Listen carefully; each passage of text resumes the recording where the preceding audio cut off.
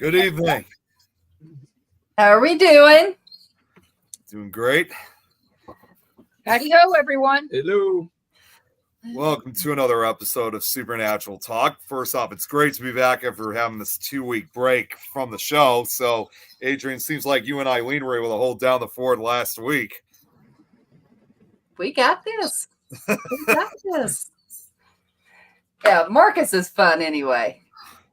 I really didn't want to miss that one, but I just needed to take my break for that one.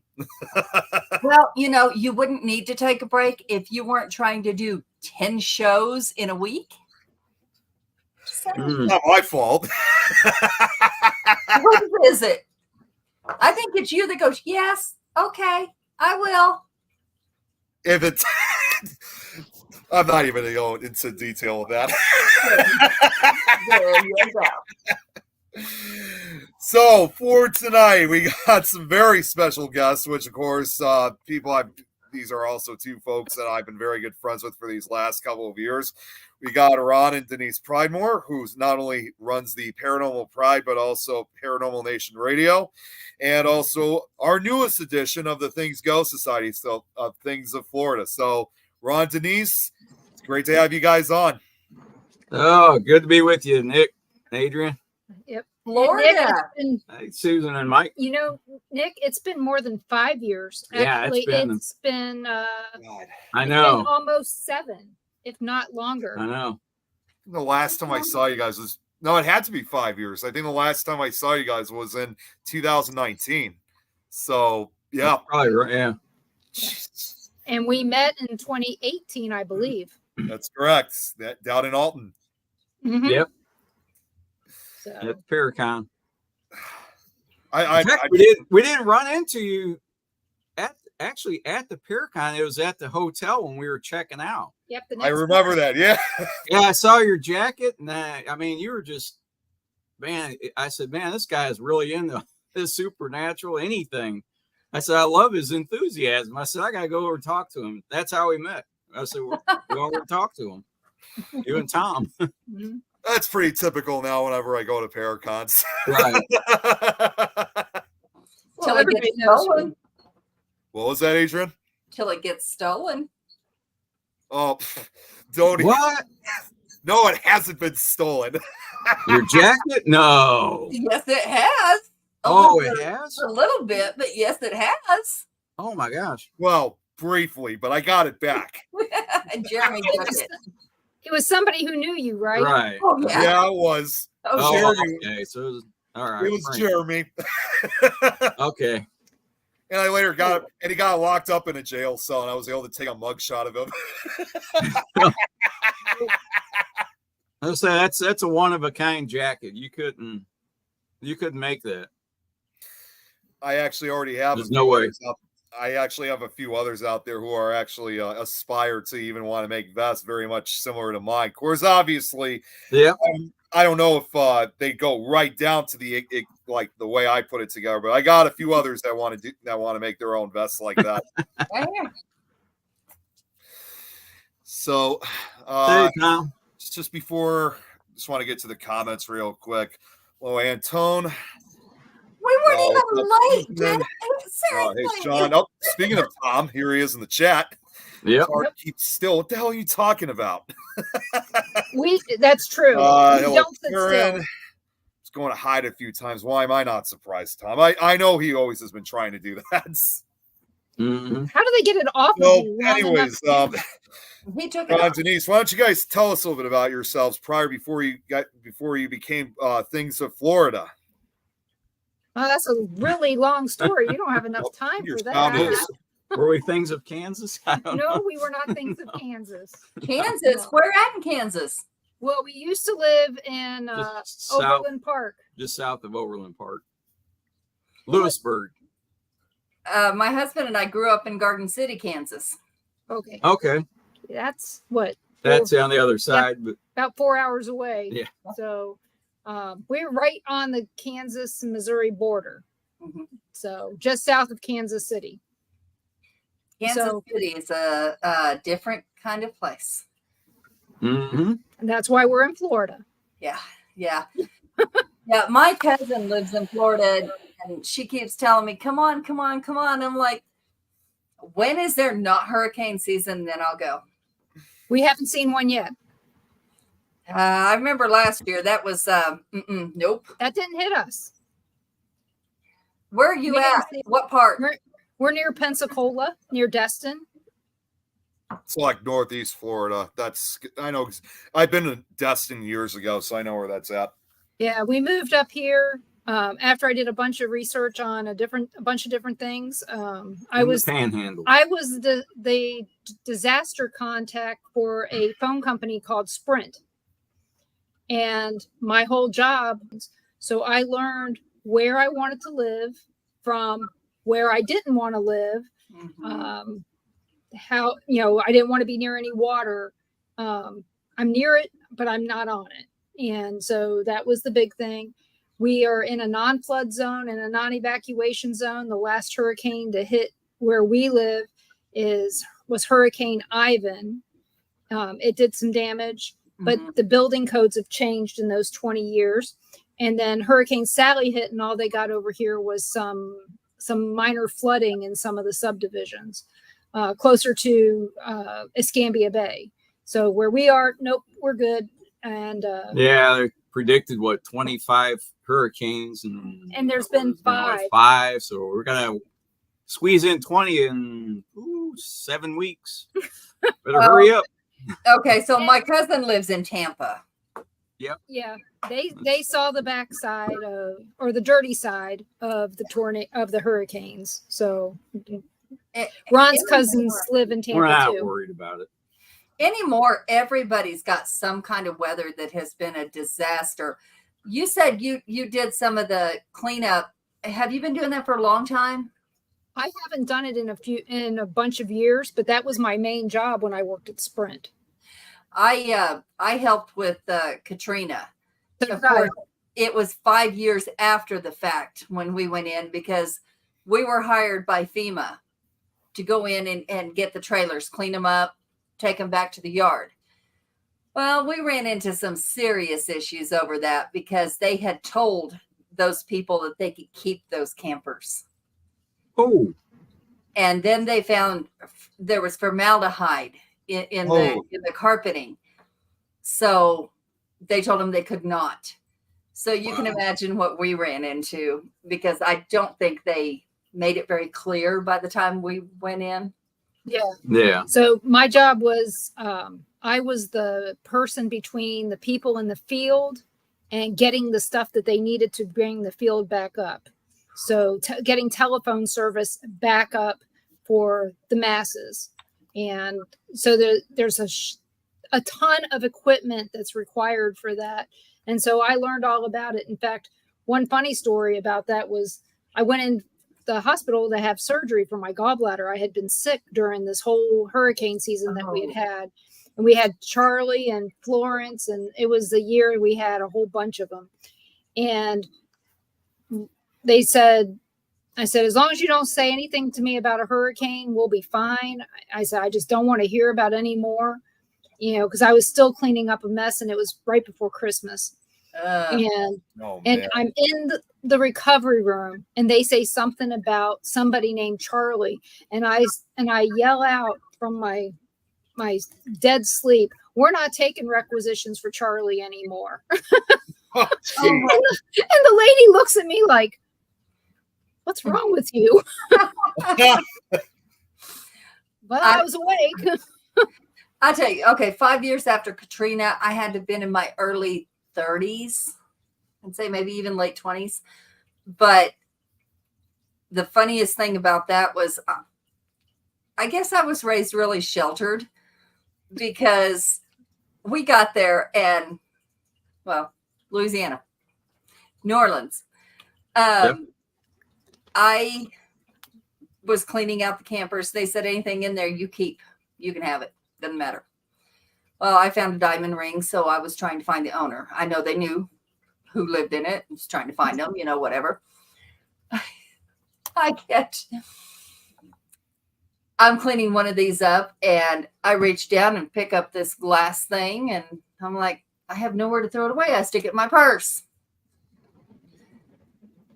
My I husband, think I know where you're going. my husband says, "What did you do with that?"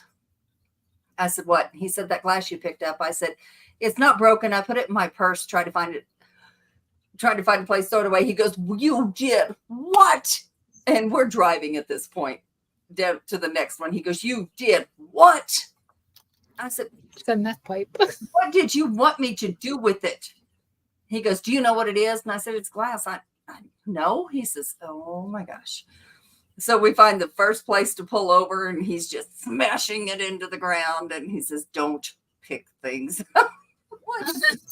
Yeah. So that was your first experience with a meth pipe, huh? Yeah. Oh my God. Yeah. See, you talk about sheltered. When I was doing hurricane cleanup and all that disaster stuff, I was doing it from the office. I didn't have to go out there and do it physically.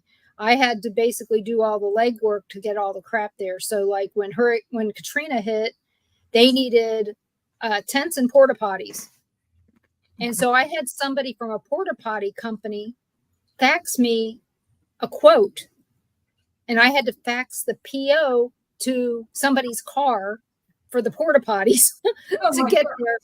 Yeah. But they had pulled all the porta potties out across the bridge so that they wouldn't been underwater. So it was a mess. Yeah. And thank God it's over. And we're going by New Orleans here on Saturday. We're going over to Baton Rouge. 5 years later, we were still carrying body bags in case we found something. Thank God I didn't. Never did. I'm good with that. I'm great with that. But you know, I did learn a lot. New Orleans is wonderful. I was there one other time when I was a kid, but you know, it was just starting to get back where you see the tourist attractions, the young kids. That's what shocked me the most. The kids, 5, 6 years old, out there performing, no parent in sight. Yeah. I'm like, no way. And this was like May, something like that. And people are still up on balconies throwing beads down.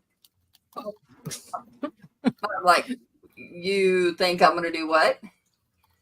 Oh, we got 50 pounds of beads in the closet. Yeah, we were just there in New Orleans 5 weeks before Katrina. Oh, wow. That's We went on scary.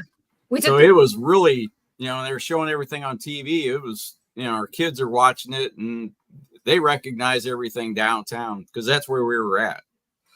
That is so they're kind of in shock because they're like, we were just right there, right where all that is underwater. That's where we were at. And I said, yeah.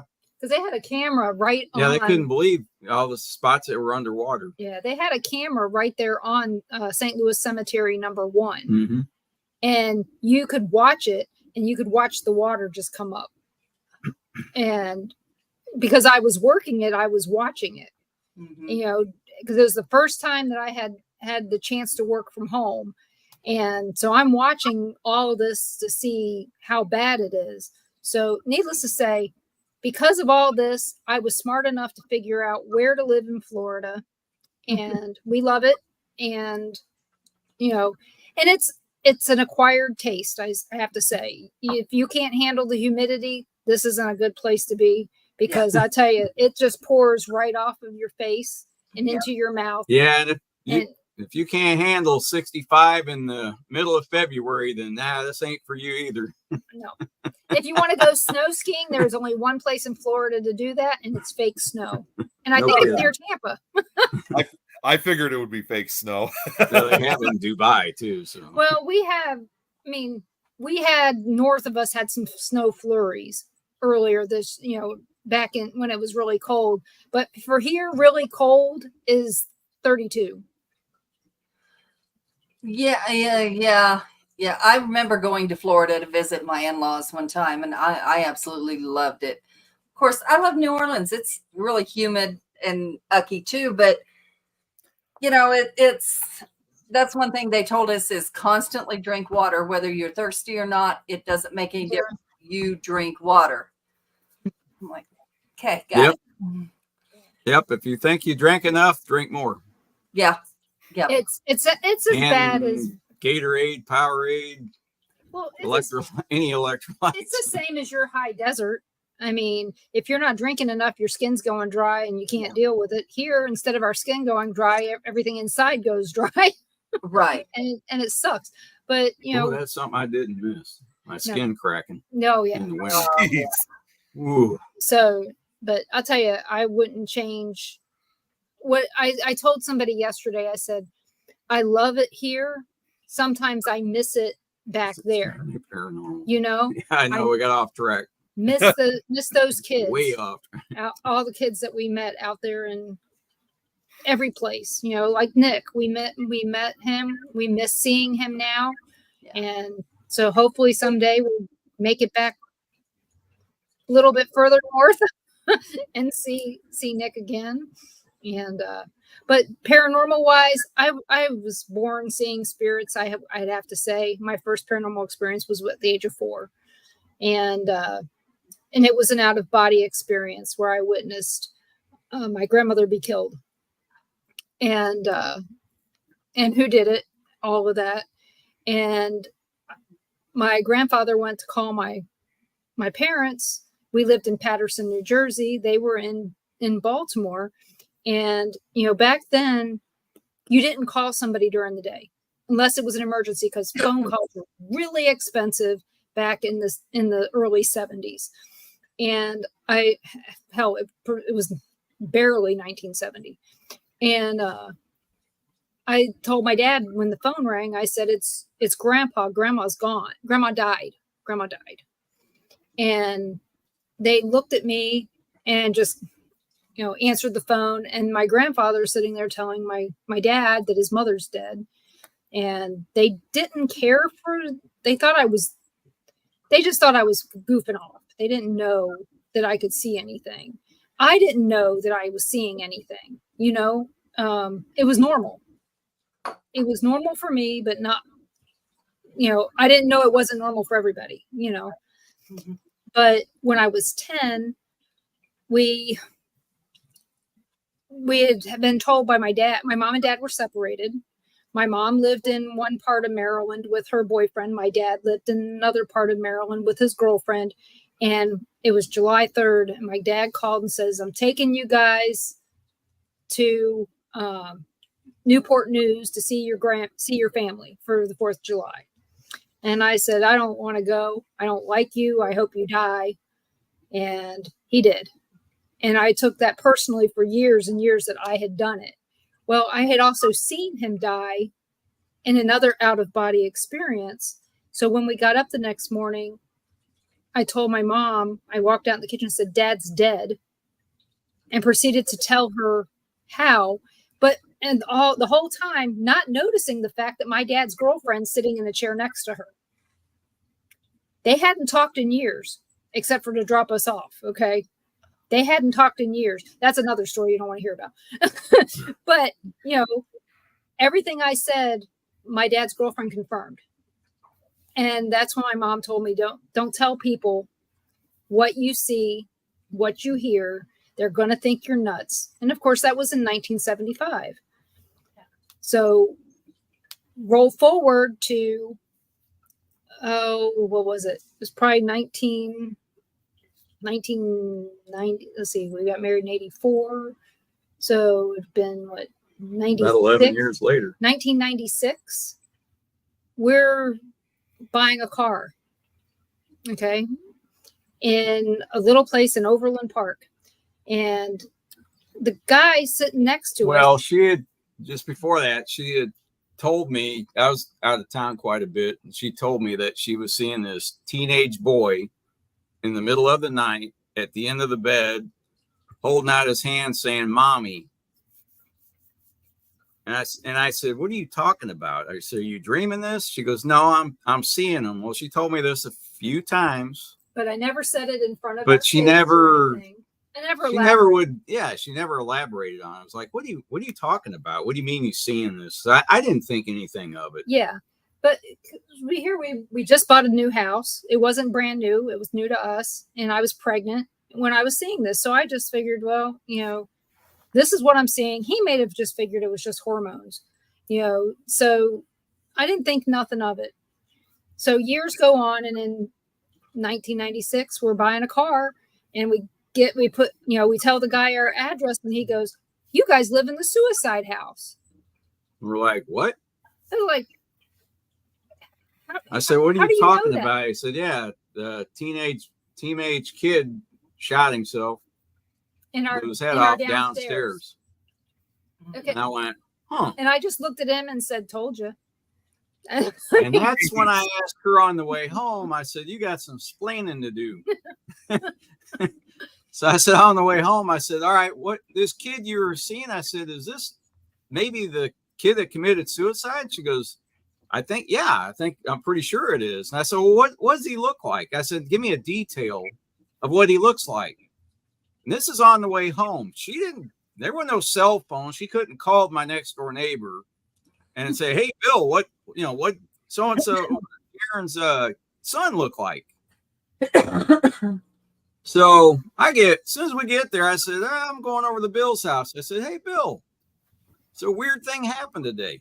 He goes, what's that? And I said, guy said, we're in a suicide house. And he goes, oh, who told you that? And I said, so it's BS, right? And he goes, no.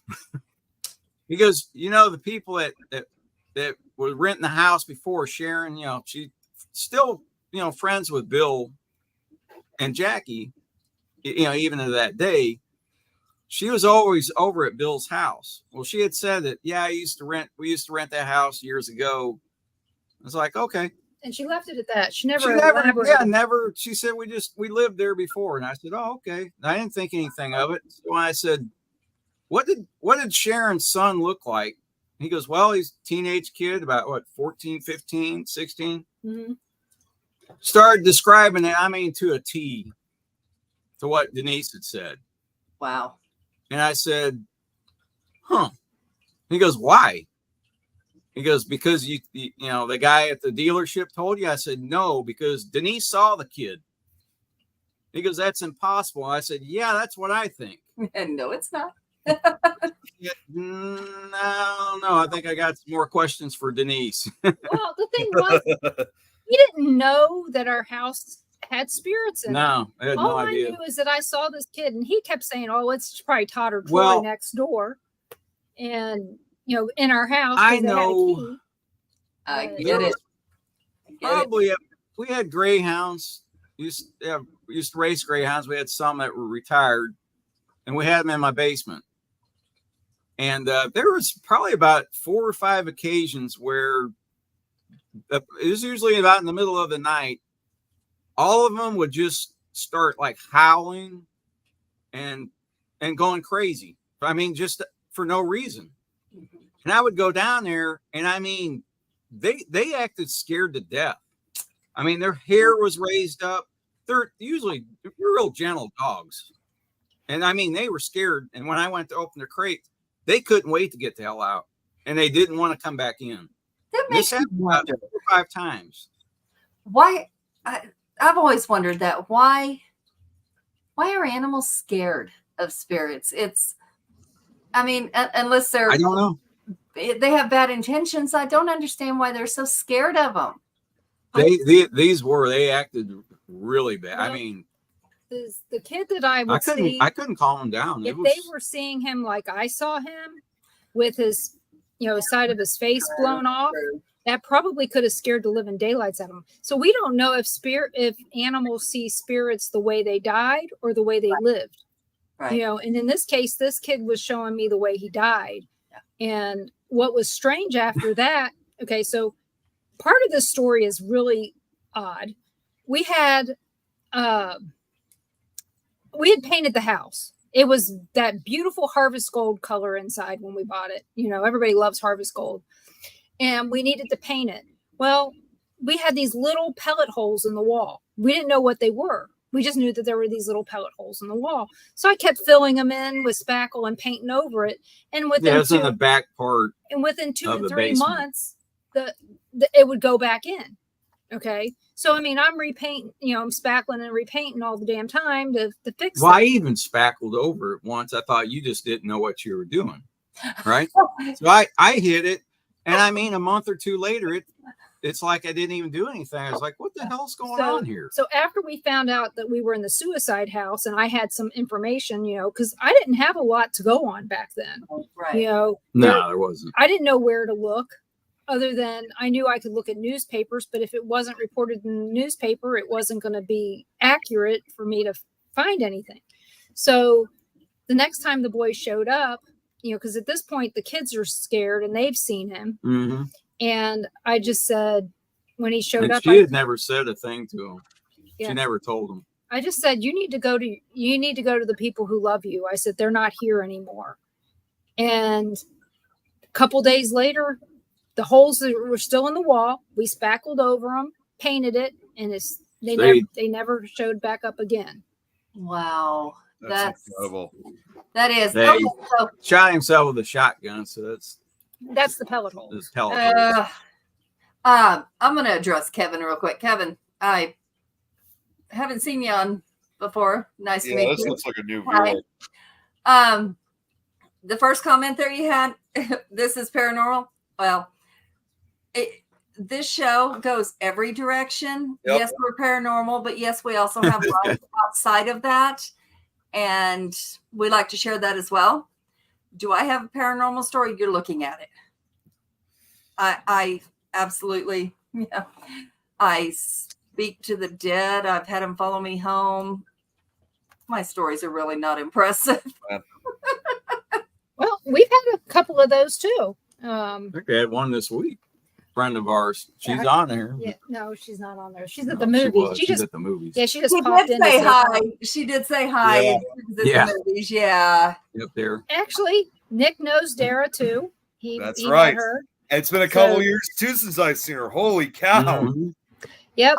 And so one of our stories was printed up in the same book that Nick's and Tom McNicholas's was, where I had this spirit, this entity that came to our house.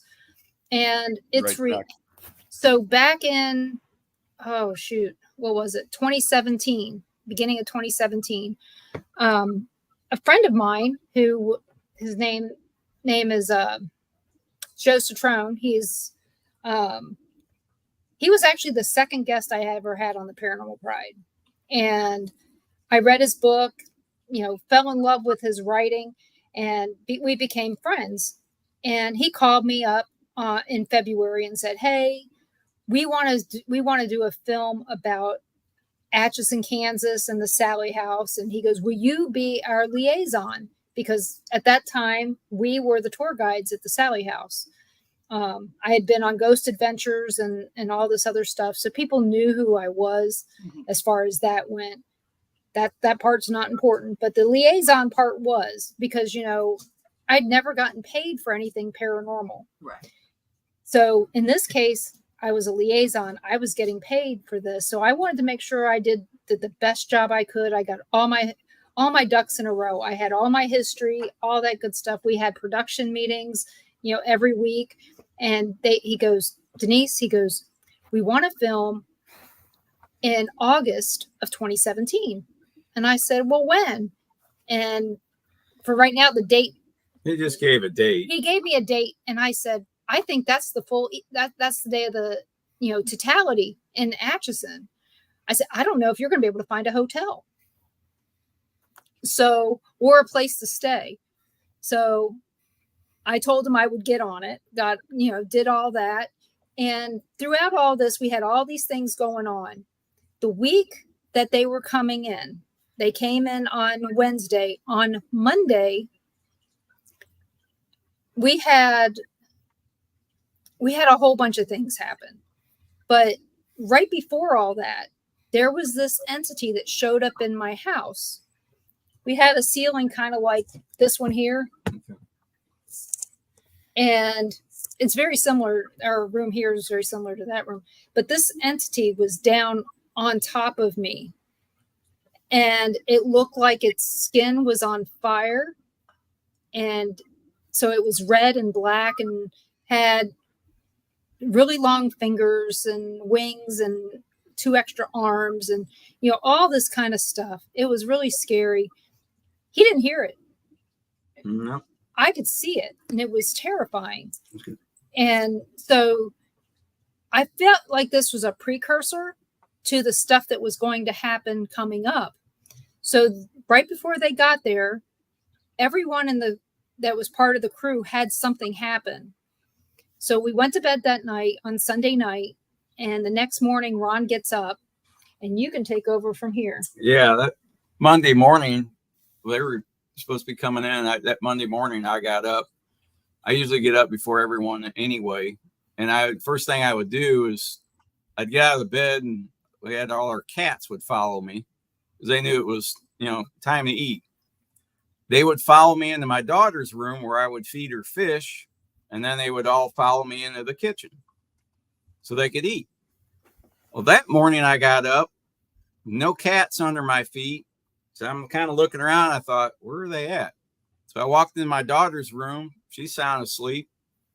I feed the fish, and I'm still looking around for cats. And I'm thinking, I don't know where they're at. We had 5 at least.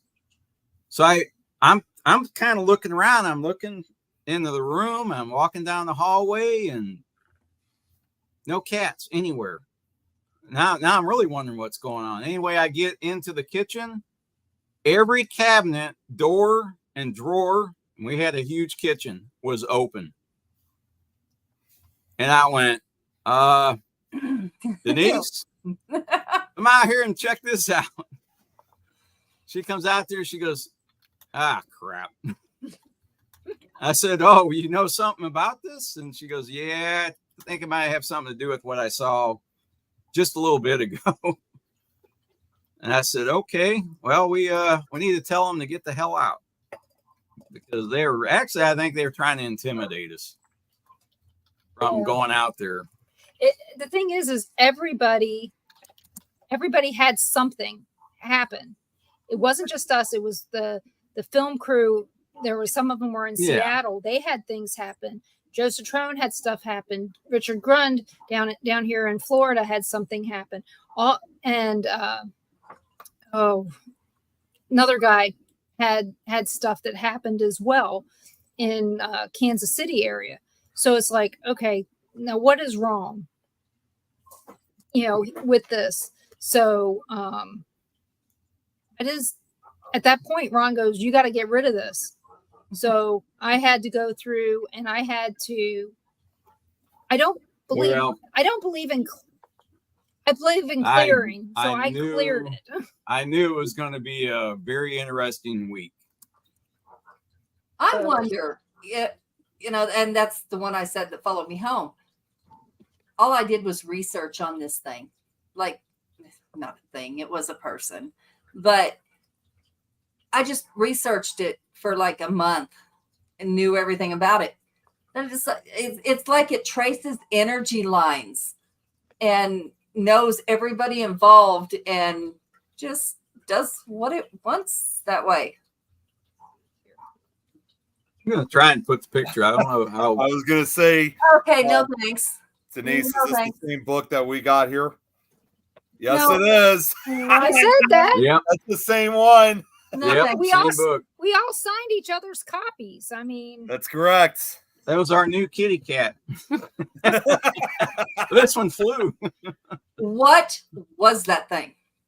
I don't know, but the guy who did the illustrations for the book, She just told Adam him. Tillery. Yeah, she Adam just told Tillery, her. yep. Yeah, he lives in Kansas City, and he's a friend of ours. In fact, one of the first public investigations we went on was with him and his brother and the rest of Creeps.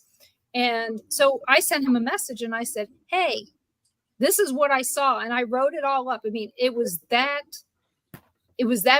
burning in my memory to make sure that I told somebody what it looked like. And he was able to do that.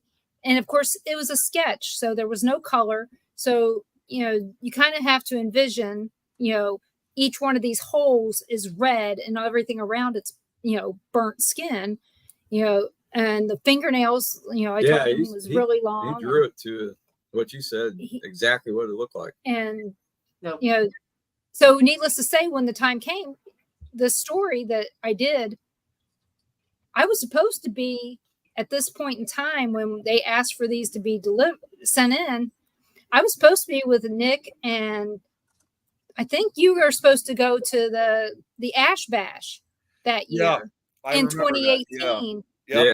And I was in the hospital with the collapsed lung at that time. Yep. I remember. You're on our way out the door. You know that you said that. I mean, now I can remember that clear as day. Yeah, we were supposed to go out, and for us, that wouldn't have been that far. You know, for me and Tom, in that case, because Ashmore was only about 3.5 hours south, so it wouldn't have been that big of a drive for us to get down. But yeah, after when you had to go to the hospital, it kind of postponed and canceled the original plans. The thing is so we have a plan this year. We have a plan this year to go to Ashmore State. We've been there twice, but we've also planned like 3 trips there too, and they fell through. Two have happened. 3 have had issues. Yeah. So we've got to make it this time, because Susan really wants to see us and we want to see her. Like I said, we love it here, we miss it there. Yeah. And so I want to make sure that we get up there to see them.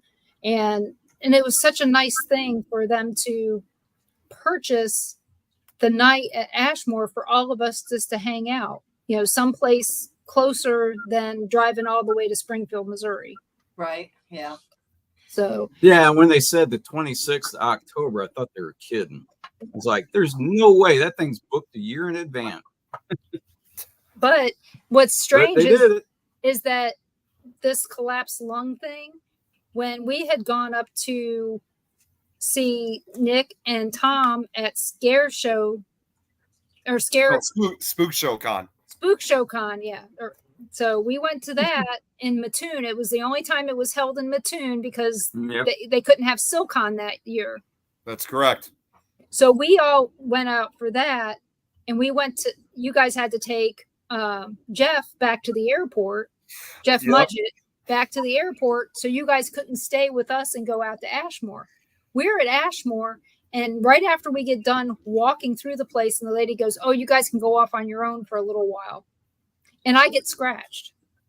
Jeez. And then, of course, 6 weeks later, I'm in the hospital with a collapsed lung. So me and Ashmore, we have a love-hate relationship. That one, I mean, you've been scratched at hundreds of places we've been to, but that one there looked like it was down in the basement where the guys, the workshop, in the boiler room, what they call it, the workshop or the boiler room, where the guy had his tools and parts and everything. But that one looked like nails. Looked more like they took 3 nails and scratched her instead of fingernails. Jeez. Yeah. So she was out pretty quick. Tom, did you guys have anything bad happen during the filming or your production? So during the production, during totality, when they were doing the filming, and the film was supposed to be called The Deep Darkness. Never happened, of course, but I mean, it did happen. It still could happen. I just don't know what happened to the footage at this point. Well, they have it. Yeah, they have it, but it hasn't seen the light of day. We'll just say that. So it was called The Deep Darkness. And during totality, Ron was outside with one of the camera guys, and I was inside with the team. And it was really strange, to be honest. Yeah, outside as soon as it got dark, really, really quiet, and then crickets. And that was it. It was super quiet. I thought I might hear, people screaming or yelling or nothing, just crickets. Inside the Sally house, on the other hand, it was loud. There was, not from us, the spirits were just really loud. I got pushed down the stairs. I heard they got some really good footage. I didn't see what they got. What I did see, they got some great pictures. Joe sent me some pictures, or showed me some pictures on site that morning before the eclipse. Man. From there's a house next door that was actually owned by the same family. And he took a picture, and as soon as he showed it to me, I said, this is, told him who it was. Yeah, it's and really I pulled good. up a picture and I showed him the picture, and he's like, they are the same. Yeah. Well, then he has this thing, and I don't know how it happens, but he gets pictures of orbs, and in there you can see faces. And in one of these orbs, there were like 8 to 10 faces. Okay. So that was interesting in itself. So we go through the totality thing. We do some pictures, say goodbye, do some hugging, and we go down and get stuck in some traffic, leaving town. Oh, did we do the sit down interview? That was the night before. That was the night before. And yeah, we did a sit down interview, and Richard and Joe were asking us questions, and he goes, so you know why we're here? And Denise says, I have a feeling I know why. And I said, you're here to film a movie. And he says, no, we're actually here to clear this entity that's in here.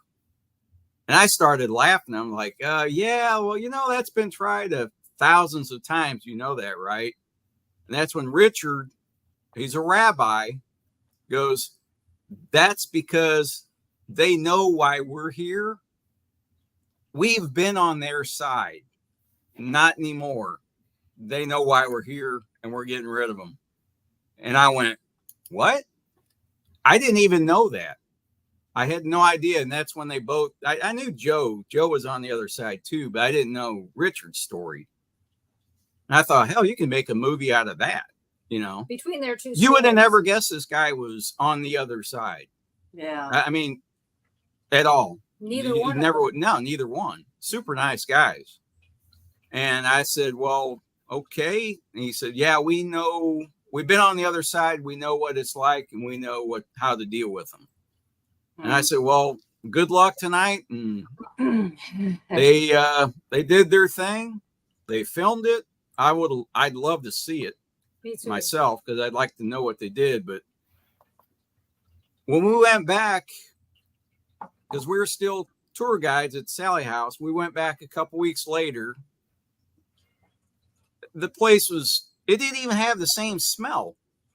There was, you'd have dead bugs. You missed part of it. What? The day after. Oh, the day after. I'll let you tell that part. Yeah. So we're out of sync a little here. That's all right. But when we went back, there was the smell. There had that musty smell all the time. Mm-hmm. I mean, in the middle of winter, you'd have flies covering the windows. Inside. In the middle of winter. You'd have wasps down in the basement, the coldest part of the house. Wasps. Oh, jeez. Flying around. In December. In the middle of winter. You don't see wasps in the middle of winter, but they're all over the place down there. Not in Kansas anyway. Yeah. It's crazy. Yeah, I mean, we had like 3 or 4 cans of wasp killer, we had to just sitting down there just to spray these things. There's just how many there were. But you'd have all these bugs in the middle of winter. I mean, it had a musty smell. It had that old house smell. I mean, real old house. When we went back, that smell was gone. There were no bugs anywhere. I use the Echo Box. I mean, Carl's he's in the comments. The Echo Box is always active. I mean, there's some days where there's not very active in the house. It just happens. But when it's really active, you get a lot of, they would talk to you. But we went in there. I couldn't get anything. I mean, nothing. I told Denise, I said, this is so boring. I said, I didn't want to. I said, why are we here? Because this is just a regular house now. We were there the 4 hours. We went back 2 more weeks after that. It was so boring. I said, I didn't want to. I said, I don't want to do this no more, because I said, this is boring. So it's just, there was nothing in it. They cleared it out, whatever was in there. Did they have permission from the owners to do that? The owner does not. He's hands off. Oh, okay. But they did tell the Chamber of Commerce, who handles that's what they were filming there and what their plans were. Well, a lot of people go in there to film. They probably didn't go into detail. They told them that what they were planning on doing, but they were like him. They were skeptical and said, thousands of people have tried it. And so it, Right. it doesn't matter, if you're not there. I mean, just because they tell you can't do it, you tell me how many people actually listen. True. If it's not being filmed, they're not going to tell you, I guess. But in the case of what happened with us, was that night we went home after the eclipse. Yeah. And we had tornadoes and hail and storms all night because of the, it getting cool in August all of a sudden, and then getting warm again. So we had all kinds of storms, and it was pouring down rain. We had a flash flood warning in our town, and it was dark on the west side of the room, but bright on the east side of the room. Or no, it was dark on the east side and bright on the west side. Shouldn't have been. There should not have been any light over there. It was 5 o'clock in the morning, and it was bright as day and loud. There was a lot of chatter. He's sleeping. He doesn't hear it. I wake up, and there's all these people in my bedroom standing there just chattering away. And here's a spirit. Her name was Agnes Finney True. Saw her hundreds of times, and in all the times that we were out there. It was her house. The Sally house was her house. She grew up in it, and she lived there as an adult as well. She's standing there. She hushes everybody up, and she says, "Thank you, goodbye," and off they all went. So when we got there 3 weeks later to do the tours, and there's nothing, we're not shocked, because we already know that whatever they did, it worked. And I said, "What time did you guys get done?" And they said it was about 5 o'clock in the morning. So it's one of those strange things that happen. Yeah, I mean, that you can't explain. They came to say goodbye.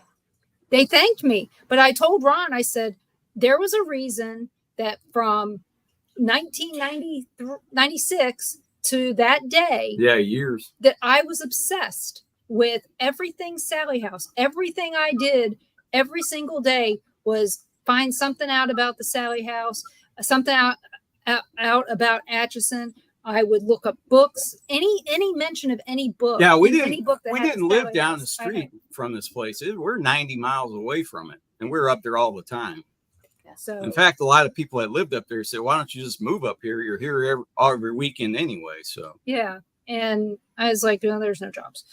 And Kevin, we do take questions when they're legitimate questions, and we do talk about the paranormal. Yeah, I was going to say, if we don't think we're talking about paranormal, you must watch Ghost Adventures, because that's not. You're also on the wrong show, because we talk about everything. Yep. So coming on here and acting a fool.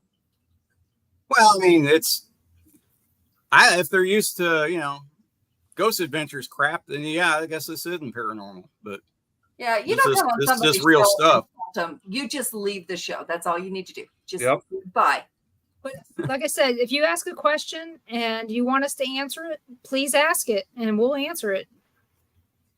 So there's no need to be rude whatsoever. Definitely not. But yeah, like I said, I've been seeing spirits for 54 years at this point.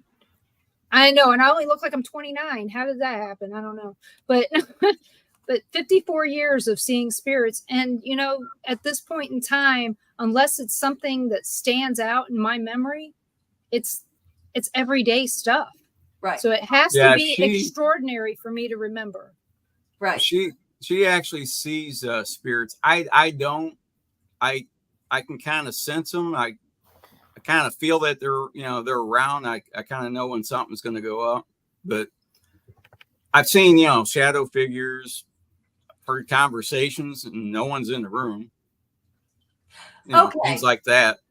So I have a question for you. Since you've done this all your life, this is new to me.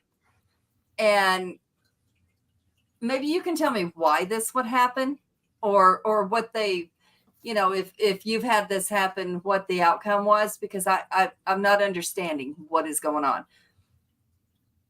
Of course, I don't see them with my eyes. It's more with my brain that I know they're right there. Yeah, heard that. There was a guy by my freezer one day. Don't know where he came from. not part of the family. Because I asked my in-laws, I'm like, and they said, no, nobody like that. He had a plaid shirt on, like a farmer. He had red hair and red short stubble all over. Young man, maybe in his 20s, early 30s. And I knew immediately. He didn't say nothing. I mean, I didn't hear anything in my head. All I knew. He was looking for his wife and either unborn child or newborn child. And just disappeared. Like he put that thought there and just disappeared. I'm like, well, about 2 weeks later, I was turned facing my husband and he's on the other side of me. I didn't even turn over, but he looked different. Same guy, no, he was shaved at that point and just had a little bit right here and same shirt. Didn't say anything and just left. What on earth? I'm like, tell me something. Tell me how to help you because I don't understand what you're doing. Do what I did. Tell him to go to where the people are that love him. I'm just like, I don't know. Tell me what I need to do to help you because you're just. That's all you can do because since you don't know who he is or any of his history, all you can do. Somebody that used to live there. Who knows? Unless maybe when it was farmland. Yeah, there's been one of the ranchers out there. I mean, when it was, everybody ran out there getting land, in Kansas and Colorado, Yeah. What time period would you say he was from? He almost looked like maybe 60s because it was like the button-up shirt and the plaid shirt, button-up, but blue jeans. You could tell he was a working man. It was just so strange. I'm like, but then one of my friends did get, I don't know how much stock I take in the spirit box, but what they got, they did an Estes method, which I like a whole lot better if somebody cannot hear the questions. Right. But they were saying somebody fell down in a well and this man was trying to help somebody get out of the well. It was a child that fell in the well. That's all we got out of it. So I don't know of any well around here.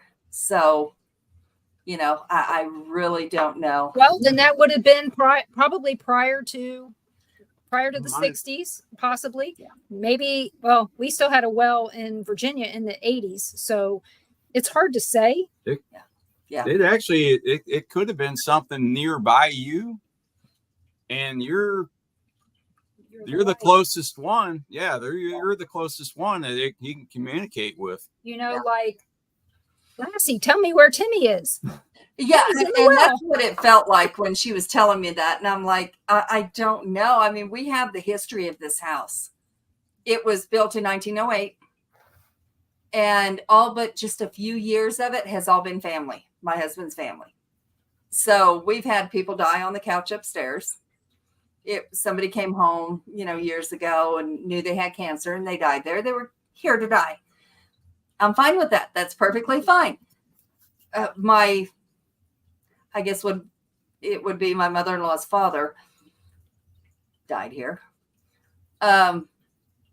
Perfectly fine. I think we had more dead people at our wedding than we did living people. I'm perfectly fine with that. Every time I walk by, the living room or the dining room, hi, Aunt Pearl. Never met her in my life. I don't know who she is, but I know she's right there. Hey, good news is I did meet my Aunt Pearl, and I know exactly what she looks like when I see her. Yeah, I mean, I've never seen this woman. But you knew who she was. Yeah. Yeah, and I know where she stands, and I told Mom about it. She said, cabinets keep slamming back there. Why are you in the kitchen back there? Wouldn't I see you come? I'm not here, Mom. And she said, your Aunt Pearl. So then she starts talking to Aunt Pearl. I'm like, great. Bye. I'm out of here now. But, I'm used to that. But this strange person, I'm like, what is going on here? Like I said, your best and easiest way is just tell him to go to where the people are who love him. He may just be lost. And they can feel the love Sounds like you better do it pretty quick because he disappears real fast, doesn't he? He does, and I hate that because I want to help him. Right. I don't see him that often. I that's not an everyday thing for me. So when they do, I figure they're really needing help if they're trying that hard to see me. Like I said, that's probably the easiest solution to the problem without being rude to them, because Right. No, they may not know that you're not the person who loves him. Yeah. You know. Yeah, when Denise sees spirit, she said, and we've talked to other mediums, and they've had the same thing, that she sees. Sometimes you say you can't even tell if they're actually a spirit or a real person. But she said the only difference she can tell them apart is they don't have any feet. Everything else she sees, she doesn't see any feet. And we've talked to other mediums, they said the same thing. So a lot of times when I'm looking at somebody, I'm checking out to see if they have feet. And Sean says he still hears voices and sometimes sees things at his job. My first thought is, do you work at Walmart? Because Denise says Walmart's the worst place. I hear that too. I have heard people say that too, and they will come home with you from Walmart. I don't know if they came home. I won't let them do that.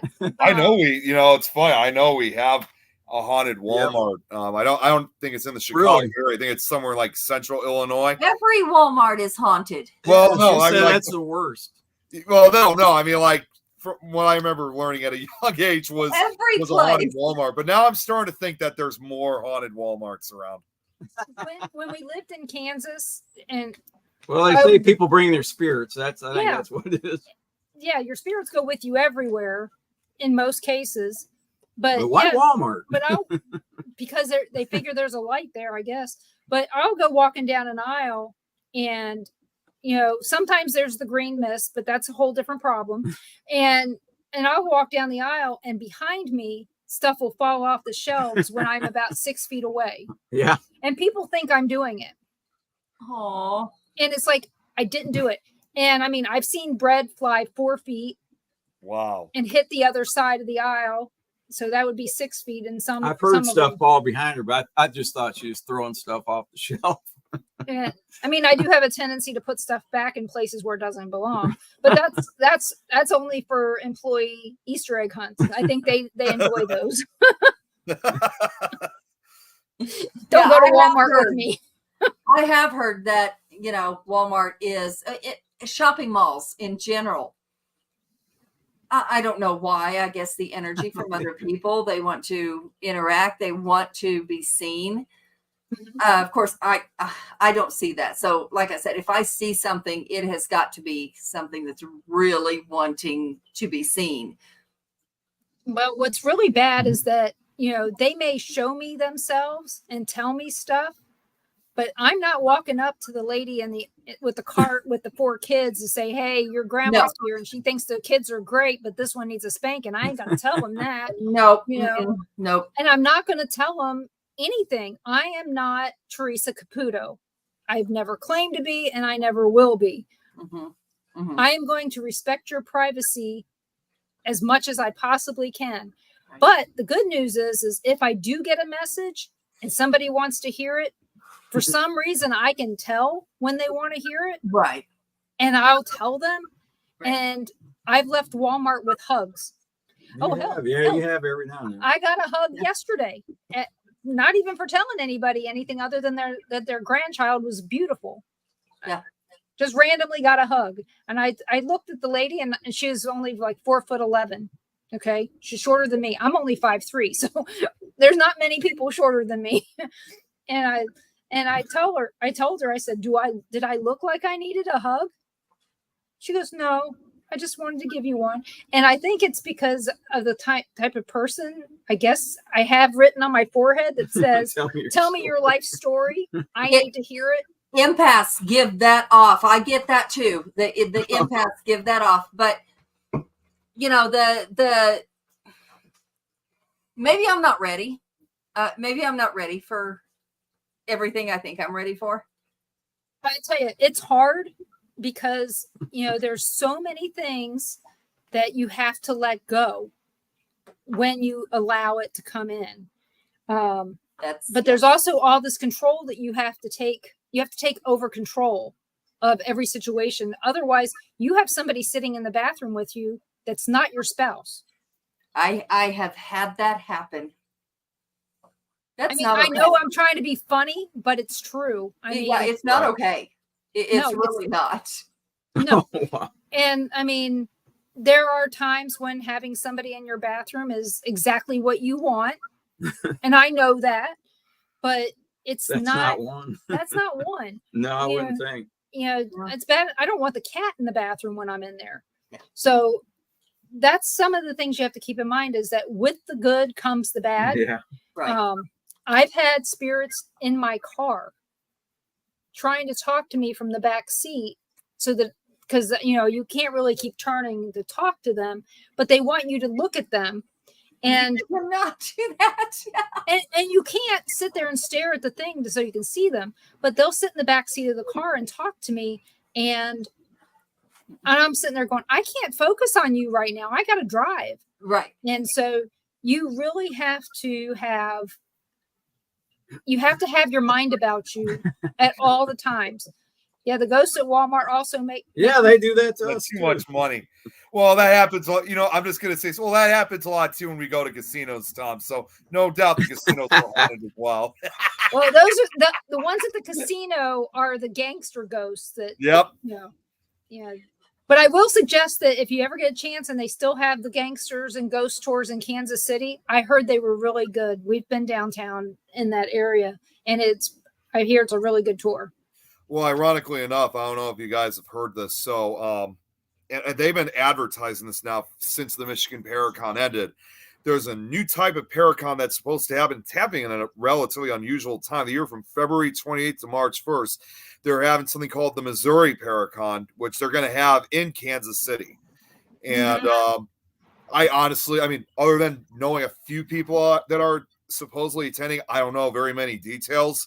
But if given the chance of going to in this case, Kansas City for the Missouri Paracon, not a bad idea to try to go on one of those tours during that time. But again, especially, I'm not sure really how many people are going to want to You come said out. end of February? Yeah, they're having it from February Oh my gosh. 28th to March 1st. I thought that's Man, kind of a that's- strange, unusual what time to state? have one. That's In a real Kansas bad City- time. Kansas City, Missouri. Yeah. You could have anything by Not okay. There's ice, freezing rain, there's snow, really, really cold. Exactly. It's like you think, how many people? Yeah, I I mean, don't. I get that because That's just kind like of with any, expensive. well, and that's the other thing too. I get that this is basically, 175. yeah, it's the prices are insane. Wow. And, I get the guys that are putting this together. It's their first Paracon they're trying to put No, together. it's not. It's not their first. Who is it? Okay. So I didn't hear about that actually. So that's new for me. She shut it down before I could look. No, it's Jason. Oh yeah, he's done hundreds. Yeah. He That's started the crazy. Kansas City. He started the Kansas City Is Paracon. it downtown? I'm sure. Yeah. It's the bad part is that time of year we could get Oh, back in the day. You could get weather-wise, really that's storms. horrible. Yeah, that's not going to bring a lot of people out to this Paracon because Mhm. No, they're looking for the No, local. not that time of year. And I mean, hell, they got Amy Bruni coming, but she's out that way all the damn time. yeah. So yeah, it's at the Ameristar Casino. That's why Yeah. I knew who was doing it. See, I'm with So- you guys on that too. That's during the time of year that we really don't travel that much. No, Yeah, it's unless if it's a local event, like within the city of Chicago, we don't start going out to the stuff again until late March or at very least early April. So Yeah. Right. that's kind of an unusual time to have a Paracon. Yeah, we wanna never know- did plan anything in January or February unless somebody came in, booked a Sally House for an overnight, and the weather was halfway decent. Then we would go up there. But that was it. That's And- about it. March would be the earliest we could do anything, and it was near the end of March. But that's the good thing about living here is Yeah, we can do stuff year Anytime. round. It's not a big deal. so only thing I got to make sure is that we got pants in case it's below 30. See, Which I say doesn't this. happen often. Where's this? Here. I literally I said west. say this. It's become an annual thing for me to even say this because once we get into obviously either at the end of October or like at the very least early to mid-November, maybe, because every now and then sometimes we still go to at least one or two more Paracons before, the Thanksgiving and holiday season arrive. I always say that after this, the season's usually pretty much just about over for us then. Yeah. The annual thing I always say is, well, now we're going to have to wait till like late March or early April before the paranormal road trip season really returns. That won't necessarily stop us from like doing investigations again if they're local, or again if there's a local Paracon. But for the most part, we just don't start up again until late March or early April. It's just not safe, especially you guys going across 80. No. Yeah. Or across 36. I mean, you would probably go across 36 to get to Kansas City.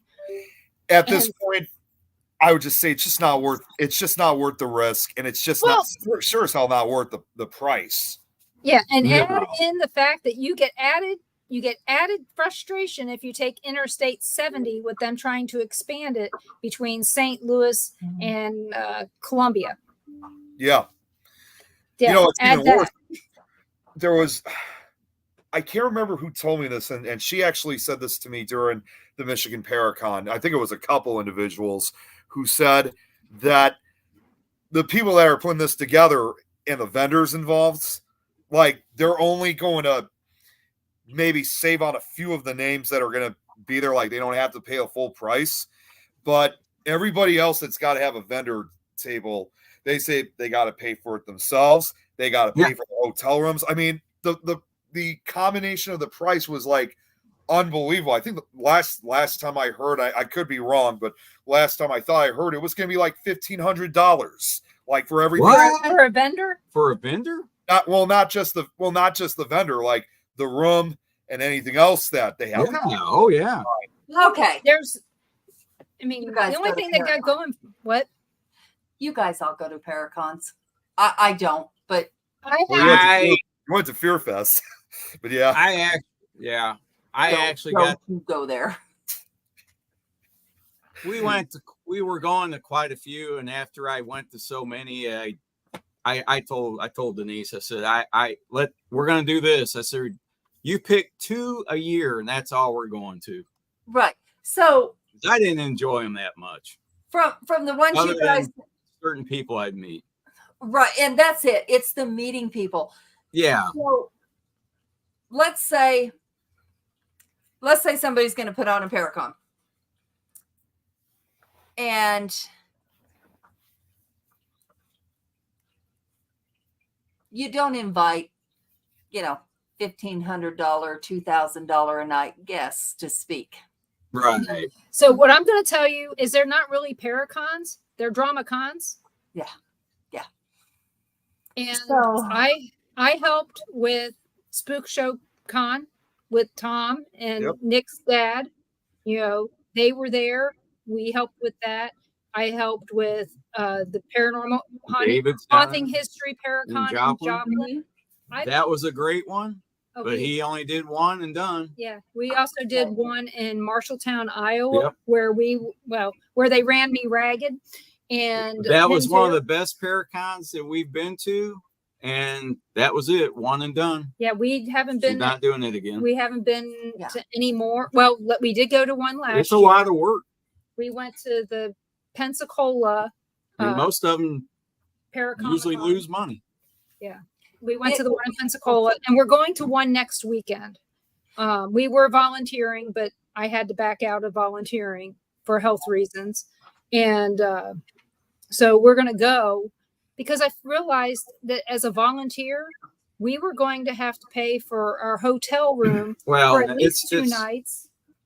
And but we wouldn't be able to visit. We wouldn't be able to visit at all.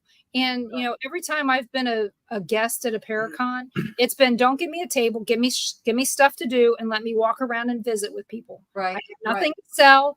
I just want to talk and visit. The one time they gave us a table and we were stuck there. Yeah. That was no fun. But that's where I met so many nice people. And some of these Paracons are really good. They're put together well. They have the people, but then you have the person that walks in the door that sucks all the air out of the room and makes everybody wonder why they came. Yep. Yep. And So- it only takes one when you feel it. Yep. That's yeah. Well, So my thinking is, go ahead, Adrian. Go ahead. I'm thinking, because we have an opportunity that I can't say anything about just yet. But my thinking is, I'm not inviting anybody that's going to charge. I'm going to put it that way. Exactly. I wouldn't either. Right. And when we were helping with some of these Paracons, we wanted to go to one last year before we bought the house. And the guy ended up being in the hole quite a bit. He had to take out a loan, some other things. And I said, you need to find people who want to speak that will get there on their own dime. Yeah. Do it out of the goodness of their heart, as opposed, because it's usually for a charity. It's not usually to make a bunch of cash. Right. It's usually for a charity. And that's what I told them. I said, if you can't find people that want to do it out of the goodness of their heart and for a charity, then you don't need those people. No. And I had told him at the time, I said, if I could have come, we would have, but we were in the middle of trying to move.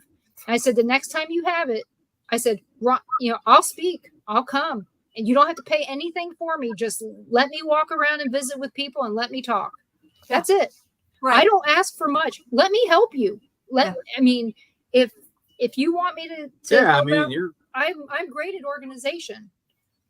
So What I'd That's like just- to do is the people that, are on our show, the ones that we have spoken to that we know are legit, ask them.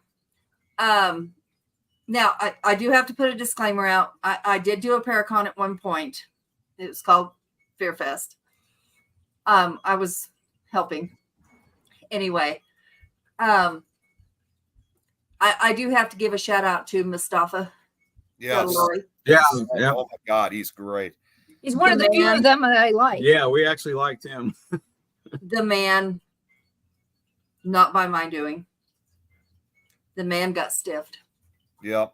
I'm going to say Not that. the only one. I'm sorry to say that, but it happens more frequently. That just when I could just throw this out, and Tom would agree with me on this. Well, actually, Jeremy could too, because he was part of this as well. It was when we had DeadCon in Fort Wayne, Indiana, and they had Destination Fear and the Ghost Hunters there, and they never got their pay that they were supposed to. And there was, I still, even 3 years later, I still don't know the full story. I hate it. It Yeah. happens It more, happens a lot. more frequently than you think. Yeah, there's a lot of was a people in this disaster. field that are It happened pretty in quick. Vegas as well. Yeah. Yes, I did. I did know that. But And Mustafa that one too. was Others awesome. got paid. It was Mustafa goes, hotel. okay. He said, whatever I get, whatever I was supposed to get, give it to the location. That's what he said. Yeah, And he that sounds ended up like him. doing his part, regardless. I have See, respect for that man. Yeah. because he has nothing to prove. No, absolutely, he does not. But he proved everything he needed to by Like- doing that. Yeah, he was actually one of the few that we liked on that show. Him and Brandon. Yeah, we liked them too. The rest, I didn't get Well, two of them we knew personally and couldn't stand. So not going to go they there. gave us the time of day. Huh? I have yet to have met Brandon. I've spoken to him a few times, like just through Messenger, but I've never actually met him personally or face to face. Yeah. I haven't either. I'm just going based on what I've seen. I don't go based on anything I've heard in most cases because, everybody has an opinion. It's kind of like, as my mom always said, everybody has an asshole and some of them stink. Yeah. So opinions are the same way. Everybody has one and they're not always the best. So you have to make your own opinions. And I want to say hi to Crystal. Love you, sweetheart. Oh, that's who that So- is. Okay. It's my cousin. Yeah. Okay. In Colorado. Yep. She's in near Aurora. Ironic is that, Adrian? I have family everywhere. So does he. Jeremy says Jeremy could say a few things, I'm sure. I know. And the thing is that's why I said a lot of these should be called drama cons as opposed to paracons or paracomicons or whatever. But I do think some of the better ones are a mix of paranormal and other things put together, to where you're not just drawing in the one type of person, because you'll find out that in the paranormal, people have multiple interests that may draw them in for multiple things. Like when we went to this Paracomicon here in Pensacola, what was nice about it is they had animals, little alligator, some other things. Our granddaughter got to hold a spider. They had an astronomer there, as well as the Texas Wraith Chasers. And, my good friend Kat was there, and the ghost hunting housewives, but there was also, get this, there was also a salesman for gutters, and we needed gutters on our house. Oh, that's ironic. Not his. We didn't get his, but we did have him come out. We never even got that gift card they promised. But, I still talked to him, and his were gold plated. But I did make friends. Gold plated price with these people that they're hypnotists, and they're really interesting, and they live down here in Fort Yeah, Wayne. we actually had them on. They were really good. Yeah, and they have their own business, and we're still friends, and we still talk and everything, him and his wife. And that's the reason that I go to Paracons. Yeah. Is to make friends with new people. And that's why we're going to this one, the Deep South Paracomicon over here in Ozark, Alabama on Saturday or Sunday next week. And they have got some really good people coming to it. And like I said, that was the reason that we wanted to volunteer. We wanted to meet Letriana Terry Brown. We want to meet Jeremy. A lot of people in this area, and they can tell us, some hot locations to go to. And then on top of that, we're starting our own series of meetups here in Milton. I'm calling it the next week. Yep, the Milton Paranormal Meetup, MPM. And what's funny is that I shared it in our HOA Facebook, and some of our neighbors are interested in coming. Yeah, well, you'll find out there's a lot of people that have had paranormal experiences, but they don't know who that they can trust to talk about it. Right. Yep. And when we put it out there like that, it's like, hey, come on out. You talk about, your experience. We're not going to go, whoa, you're crazy. Yeah. Yeah. What's funny is that, like, ironically, when I go to these Paracons, especially the ones out of state or out of town, obviously, yes, just like I wear my vest wherever I go. Although, but of course, now you guys have seen, I got a uniform now that I put together. Even when I stop at like gas stations, we got to fill up. First off, honestly, I really don't bring the vest with me because you never could tell who you're gonna run into at gas stations. But the uniform will stay on. So maybe I'll just go either to use the washroom or grab a snack or something, or if we're stopping somewhere to eat. And every once in a while, you have that one person that comes up to you saying, are you really into paranormal stuff? I'm like, yes, I am. And they'll come up and tell me these stories. So like what you guys just said, people don't know the exact person. So when they see someone like myself with a uniform or the vest on, people know exactly who to come up to and tell their stories about. Yeah. But see, in my case, it's that little sign on my head that says, tell me everything. My intention is to, let's say we charge $25 a ticket. And all the guests, whatever. I mean, they don't even need to be guests. We can just have people come up and tell their stories that want to, that are there. It doesn't matter to me. Right. And, or somebody who can teach something, do a little psychic session, whatever their specialty is, they want to do it, have at it, whatever.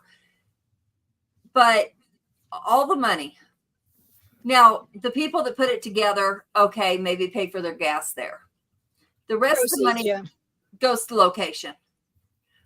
If you're not at a location, give it to a location that you enjoy, or whatever the case might be.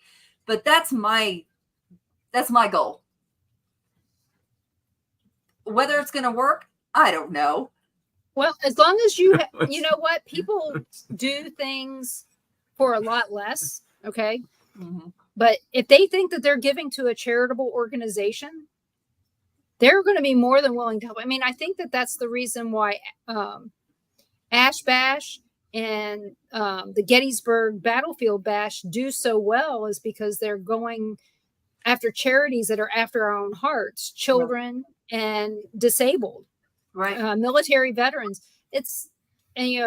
Ron is a veteran of the military, and sometimes, and here in our area, I mean, half the people we live around are either active military or retired military. Right. So, Yeah, you think that they've got everything that they need, but they don't. And that's the scary part. But like I said, if you tell people up front what your goal is, 9 times out of 10, they're going to agree with you 100%. Right. But I'll tell you, the one thing I have found is if you're charging vendors for tables to get in there, if you have the guests come in and the guests have to pay too to get in, they're not going to spend any money with the vendors, and the vendors are already down $100 for their table. Right. Yeah. See, one thing I don't want to do is charge for vendors.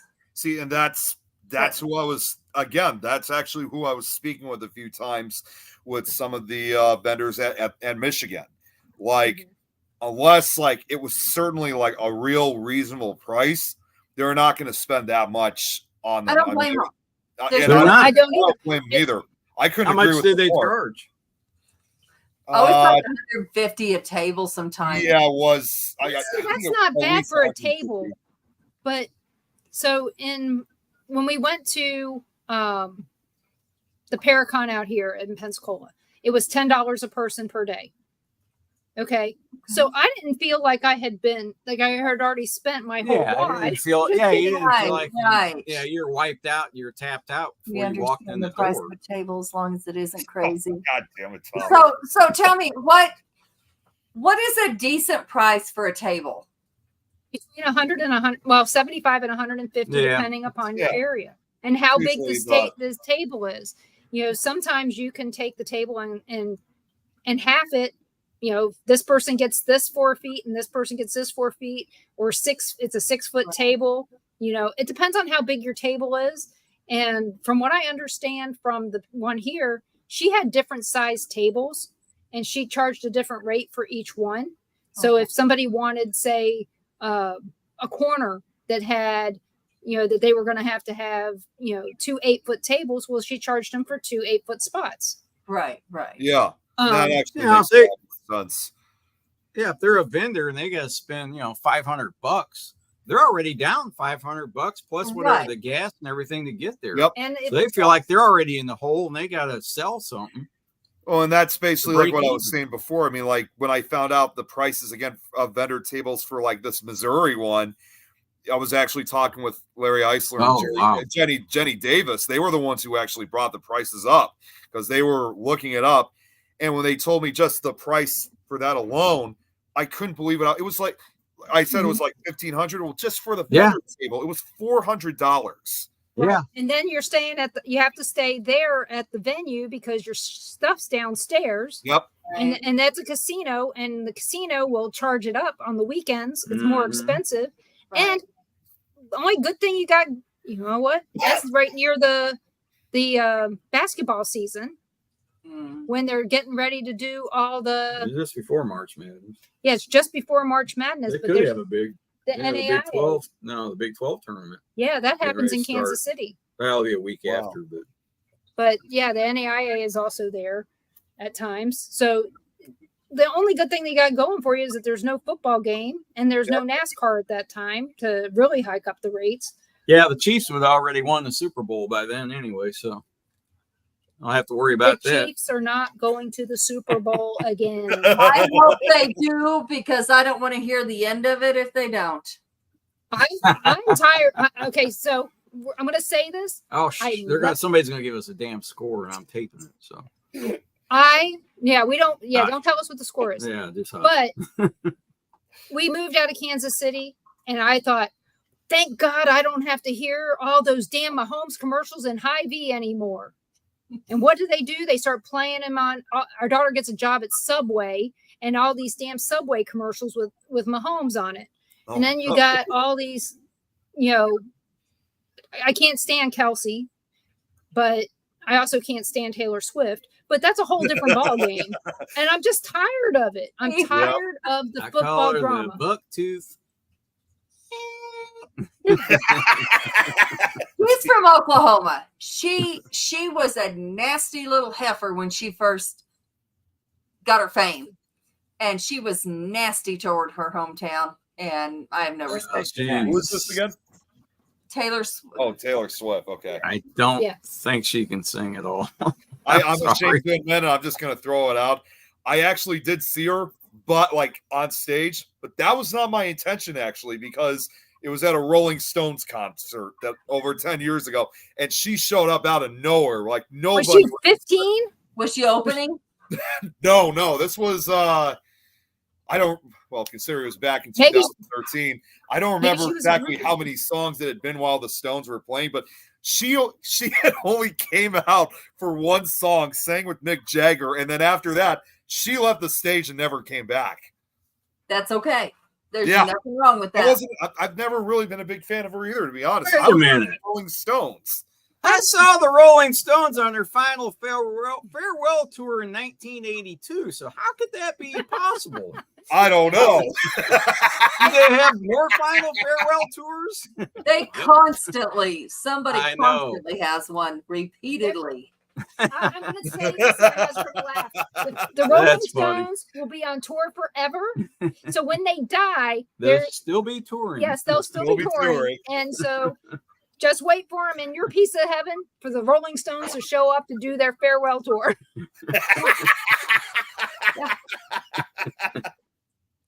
Yeah, that's pretty much about it. Oh, and eventually it'll be time for everybody to meet up with Pamela Anderson. I wonder how deflated her chest is at this point. I was going to say, I don't hear anything about her anymore. Pamela Anderson. Is she dead? No. Oh. Tommy Lee. I know who she is. Instead of having the face lift, heaven, I was like, her did she die? I didn't know. Her face is going down instead of up because of all the white hair. Right. You know what? Yeah, me too. Yeah. You know what I'm going to tell you is that I have not seen one lifeguard that looks like that. No, me either. Not one. Nope. Probably because you can't swim very easily. You can float. Maybe. I mean, I can float without that. I never watched the show, so. and again, I've also never seen David Hasselhoff at the beach either. No, probably not. Is he still alive? Last time I heard he was. Okay, so I'm not as old as I think I am. Okay. Hey, right? That's good. That's good. Yeah, Denise will throw out names of people that, I don't know. You've heard that game, Dead or Alive? I used to have it on the radio, and they'd throw out somebody's name. You got a 50-50 shot, right? Right. How can I be wrong all the time? I cannot get those right. It's just. I always think, okay, are they my age? If they are 5 years older, let's go dead. He just read an article about Baywatch a couple days ago where they all just had a reunion. Oh, I bet that was a sexy reunion. You mean with their walkers and wheelchairs? Yeah, he flops them over that walker and carries them. She doesn't have to hold the weight anymore. Who is the one to start? I don't know. Everything's dropped so far down. Bob Newhart? Yeah. Yeah. Bob Newhart just died recently, and when somebody said something that I thought, that's a lie. I said he died 10, 15 years ago. She goes, no, just recently. I was like, he did. The thing is, I love Bob Newhart. I loved his. Oh yeah, he's great. His straight-faced comedy. thought he died a long time ago. He could say anything, and you'd sit there and go, "Oh, Bikini wax job. Yep. Bikini wax That's right. job. Irene got that. You know, okay, why am I drawing a blank now that I started talking? because you got boobs on your brain." That's standard equipment. The bikini wax job. Is I never standard had equipment them, for so you know. suits. Yeah. Oh my God. Dude, yes. Yep. Jeremy, I know you'll know what I'm thinking. Help me out here. The guy from England, him and his wife, he was a rock star. His son is now into the paranormal. What the fuck? Ozzy. Ozzy. Ozzy. There we go. Yes, yeah, I was gonna say, yeah. Oh. He was getting ready to do his tour. Yeah. And he has shut that down for a minute, but that whole family, I'm going. Okay, so would you, with Ozzy's life, okay, this has been one of those things that, you know, you always wonder how somebody got famous, that somebody sold their soul to the devil, like quite possibly Taylor Swift. Yeah. But wouldn't you go with Ozzy over Taylor? Yeah. But then when Yeah, I you see would. Ozzy's still alive and you listen to Ozzy speak and all this other stuff, and you go, he never gave his soul to the devil. He is, that's just him. He took the devils from him. He did. But yeah, I mean, I'll tell you, I love Ozzy. out of all the He's paranormal shows, I love the Osbournes Want to Believe. I knew I was Oh, gonna say yeah. watch that show. I I do love like that that. show. I do like that. Yeah. I love They're great. Ozzy's. I love his skepticality, and especially his ball lightning. I was about to know. go that out But too. I Ball understand lightning. everything he says. I understand it all, and but I love the I ball get lightning. He's getting bad. Yeah, I know Ozzy. You can understand him singing, but when he's talking, that's different. Yeah, on the radio, they used to play clips of Ozzy on an interview, and they'd say, "Okay, What did the I first say? person who can call and tell us what Ozzy said, yeah, you win a car." People are Yeah, guessing all yeah. kinds of crap. They're like, "Nope, not even close." And who'd have thought that Sharon? Nobody could ever get it. Who'd have thought that Sharon was the F-bomb every time? Oh yeah, that's I mean, how in the hell was she on daytime TV for years? How in the hell did she not? Well, how did she keep from saying the F word with what she was doing on TV? Yeah. That's still the part that I'm still trying to figure out. Sean. But- It was called the Woogie Boogie scale. Yes. Yeah. Yes. Woogie boogie. Now, I like them and the Brew Brothers. Now, Oh yeah. I do too. Yeah. And I got it. Yep. You know, I always used to tell people this. You remember when they had Ghosts in the Hood?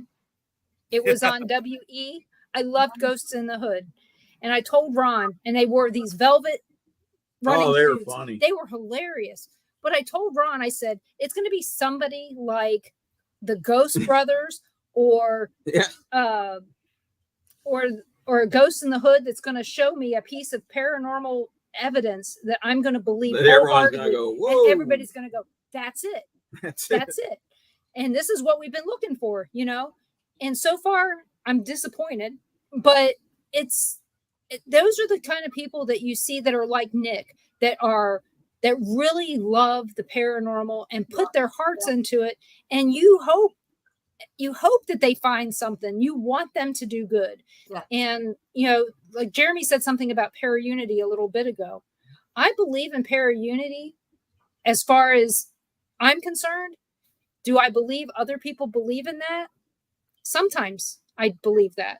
Yeah. But sometimes it's what's in it for them. What's in it for me is I want your friendship. yeah, right. He wants your friendship. He wants you to have my friendship, so I'll leave him alone and quit Well, dragging him places. I heard the best thing, and I can't take credit for this, but I absolutely believe it. Somebody posted on Facebook the other day, and I wish I knew who it was. They said, you know, para-unity exists as long as you're not famous or trying to get famous. Right. Yeah. I believe they're right. Oh, yeah. You know, Well, those of us that don't give two shits about getting famous. That's right.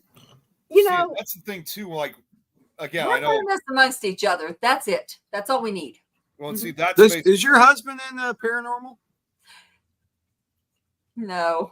Okay, He holds see, the camera for me. See, that is normal. He holds the camera for me and he goes, Yeah. uh-huh. Okay, Yep. honey. And I'm like, he's like, you don't want me to answer.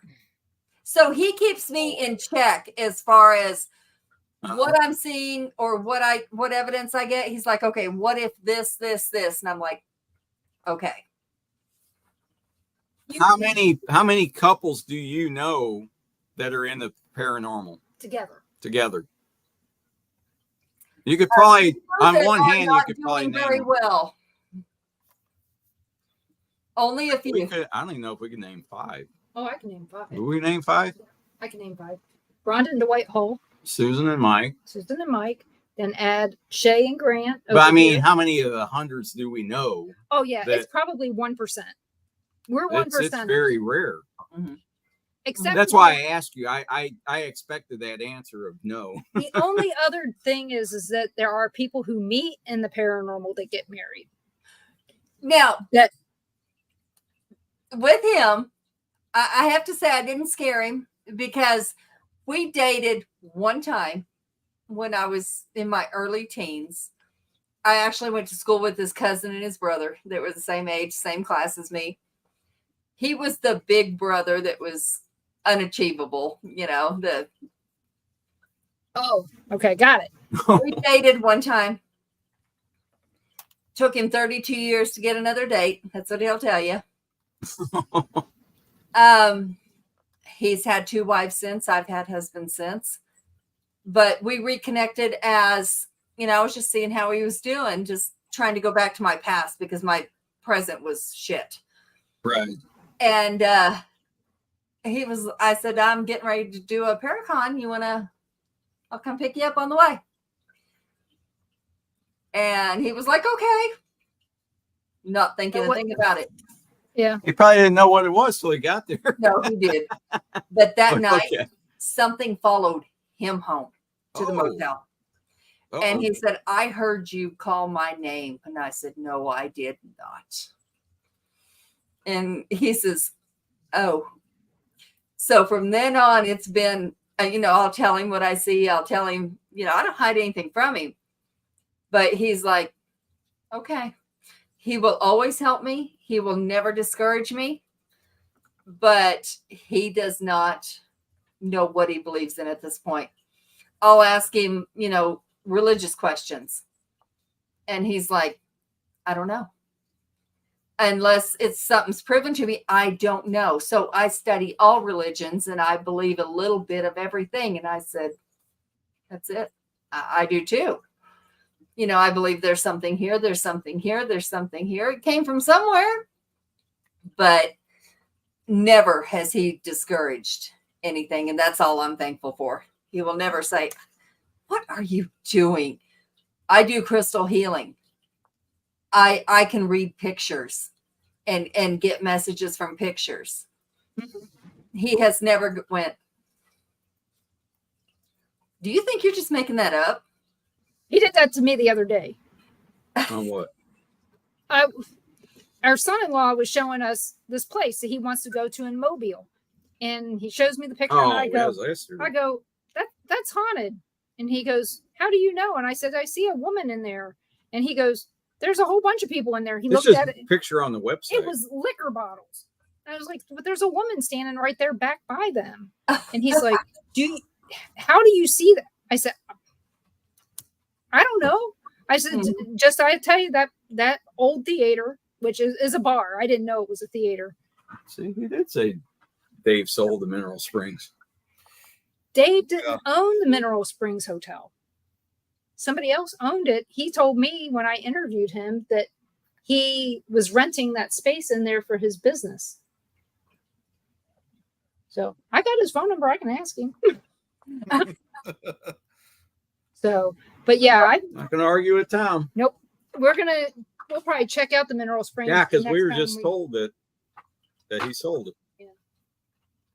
Wow. It was Off Tom we that go. told. Tom's the one that said it. Steve, I'm going to just Somebody share else said this it. real- No. I'm just going to Huh? share this one real quick. What Irene said about how there's groups who, there are people who Yeah. about their own, and that's something and I could certainly agree with that, because I also have come across a few of those. Believe it or not, it's some, like you guys called it, some of these paracons and drama cons, where there have been times that when I go to some of these paracons, I mean, like 95% of the time when I go out, like just like when I've met up with you guys, it's always great meeting new faces and familiar ones. We're all having a good time and whatnot. But every once in a while, and I'm not going to mention names, obviously, you're going to come across those ones, like you said earlier, where you have those bad apples. And there's one, like I said, I'm not going to say who, but there was one group that we actually knew really well. And just like any other group, we try to say hello to them, shake hands with them, whatever.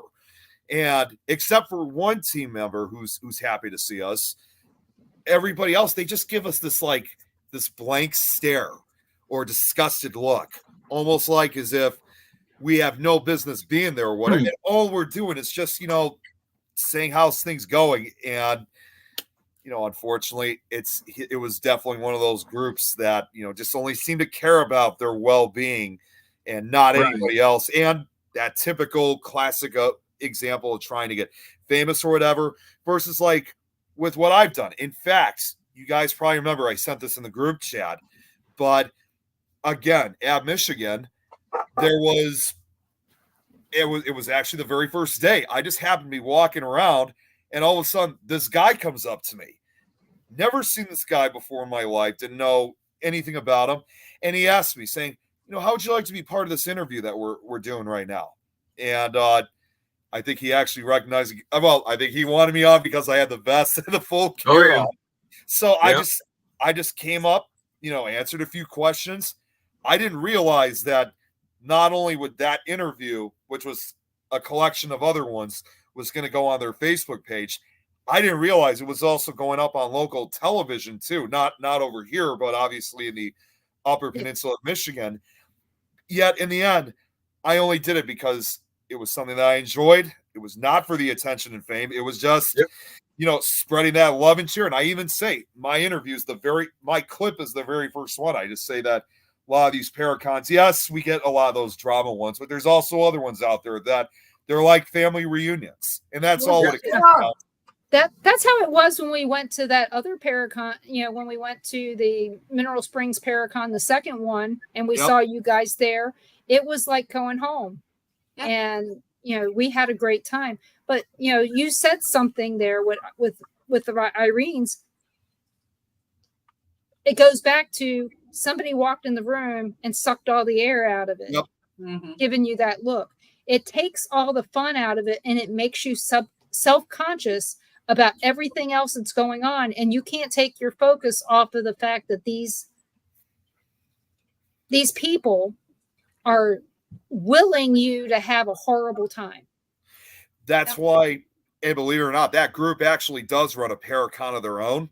And even though there's other people that I do get along with that do attend it, there's just no point of going to that one because they're just going to because it's like one of those things that we show up, just to have a good time. And they're probably thinking, oh, geez, not these guys, that kind of thing. And then they try to cause problems for not only yourself, but for anyone else around. So as far as I'm concerned, like if they're still running it, like let's say for next year, I wish I wish everyone else who is going to that, definitely the best, hopefully they have a good time, but we just won't attend ourselves. So believe it or not, there are some events out there that we will not attend because we know who those individuals are. And another thing to add too, with what Irene said is with what I've done too, to try to keep that term of para-unity alive. You guys obviously see, I go beyond the normal circumstances, like internationally, reach out to some countries, even if they're not investigators, people who have just the interest. You would never think twice you'd find people out there that would have it. I just made and I've been talking with her ever since, talking with an investigator from Czech Republic in Europe. And that's a place, obviously, you don't hear very often, when it comes to the paranormal. So that's why I've always been trying to spread, just like as so many others out there, but I try to spread that term of para-unity to the right folks, for lack of a better term. Well, our friend Irene that's in here, she's in Japan. That's correct. Yeah. She's on their network. Oh, yeah. Oh, okay. That's right. That's where my son lives too. He actually made international champion. He's a wrestler in Japan. He's also a school teacher for, there's a different word for it there, and I don't want to mess it up, but differently abled children. So, yeah. I'm going to say one thing about that. The para-unity thing. I understand if you have dealt with somebody and they are a total ass and they're a total ass, staying away from them. Mm-hmm. What I don't understand is when people talk about other people and say things about them and you just automatically believe it and go, okay, yep, I'm staying away from them and I don't like them and I don't know. Nope. For me, they need to prove to me that they're a jerk. Right. I mean, I agree with you 100%.